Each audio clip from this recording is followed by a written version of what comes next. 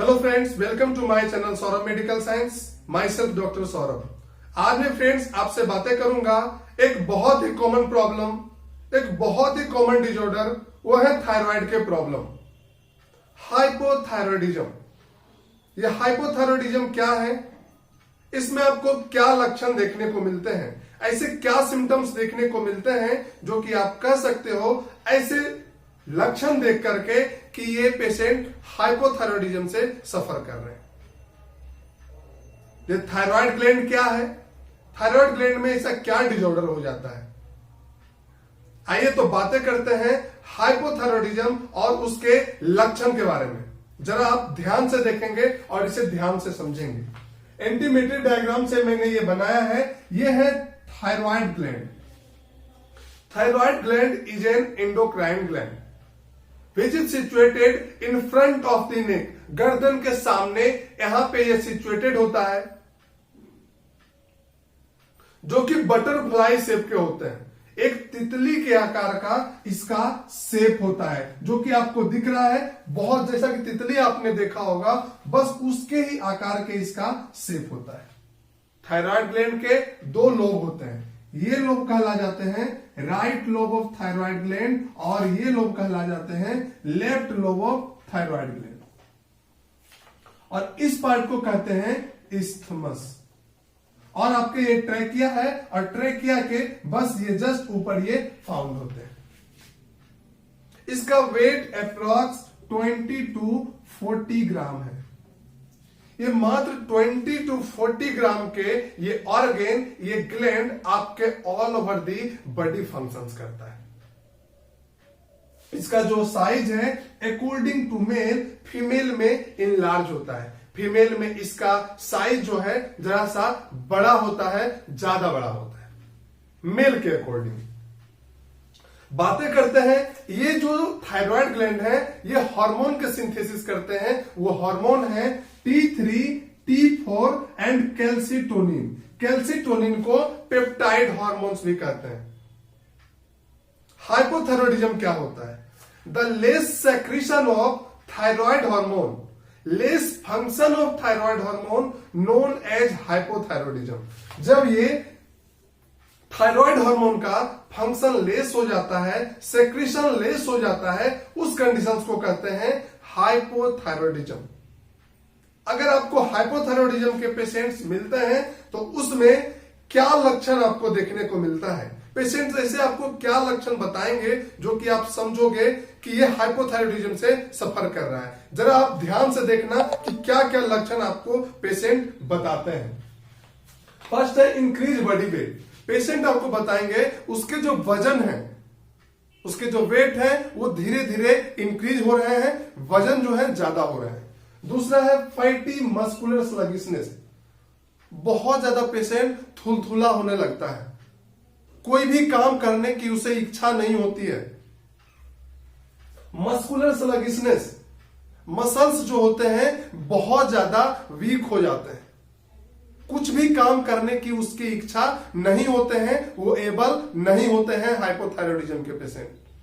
Third condition आता है anaemia. Hypothyroidism के कंडीशंस में खून की कमी होती है, उसमें ब्लड की कमी हो जाती है। नेक्स्ट है कोल्ड इंटॉलरेंस। कोल्ड इंटॉलरेंस क्या होता है कि हाइपोथायरॉयडिज्म के जो पेशेंट होते हैं उसे ठंडा असहनीय होता है, वो ठंडे चीज वो उन्हें बर्दाश्त नहीं होता है, चाहे वो खाने का चीज हो चाहे वो मौसम हो। ठंडे के समय में वो बहुत ज्यादा रेस्टलेस हो जाते हैं, बेचैन हो जाते हैं, बहुत ज्यादा समस्या होता है। अगर वो ठंडे चीज कुछ खा लिए, ठंडे मौसम में ऐसे हैं, उसके प्रॉब्लम बहुत ज्यादा बढ़ जाता है। नेक्स्ट कंडीशन है कॉन्स्टिपेशन। हाइपोथायरॉयडिज्म के पेशेंट को बहुत ज्यादा कब्ज की समस्याएं होते हैं। पेशेंट आपको बताएंगे कि 2 दिन से 3 दिन से स्टूल पास नहीं हुआ है, बहुत ज्यादा गैस की समस्याएं हो रही है, बहुत ज्यादा पेट में दर्द हो रहा है, ऐसे लक्षण आपको पेशेंट्स बता सकते हैं। ड्राई स्किन, हाइपोथायरॉयडिज्म के पेशेंट के स्किन बहुत ज्यादा रूखा हो जाता है, बहुत ज्यादा ड्राई हो जाता है, ऐसा लगता है कुछ चकत्ते जैसा उससे निकल रहे हैं, बहुत ज्यादा ड्राई हो जाता है। मसल एक, मसल्स में बहुत ज्यादा दर्द होता है, पेशेंट बहुत ज्यादा थका थका फील करेगा, बहुत ज्यादा मसल एक होता है, मसल्स जहां भी होते हैं उसमें दर्द होता है।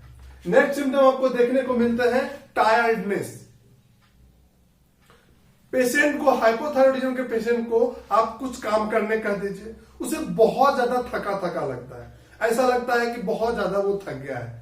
आप उसे सीढ़ी चढ़ने बोल दीजिए, वो सीढ़ी चढ़ गया और तेज लंबी लंबी सांसें लेने लगता है, बहुत ज्यादा प्रॉब्लम हो जाता है। थोड़ा दूर चले और थक के बैठ गए, बहुत ज्यादा टायर्डनेस होता है हाइपोथायरॉयडिज्म के पेशेंट में। इरेगुलर मेंस्ट्रुएशन, उसके मेंस सही समय पे नहीं आते हैं। एमेनोरिया, ब्लीडिंग नहीं होना, कभी कभी बहुत ज्यादा ब्लीडिंग हो जाना, इसके मेंस्ट्रुएशन सही समय पे नहीं आता है, मेंस्ट्रुएशन में बहुत ज्यादा दर्द होता है।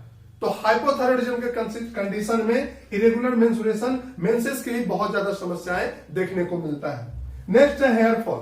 हाइपोथायरॉयडिज्म के पेशेंट में हेयर फॉल की बहुत ज्यादा समस्याएं होती है। दूसरा, उसके जो ग्रोथ होते हैं, हेयर के ग्रोथ होते हैं, वो डिप्रेस्ड कर जाते हैं।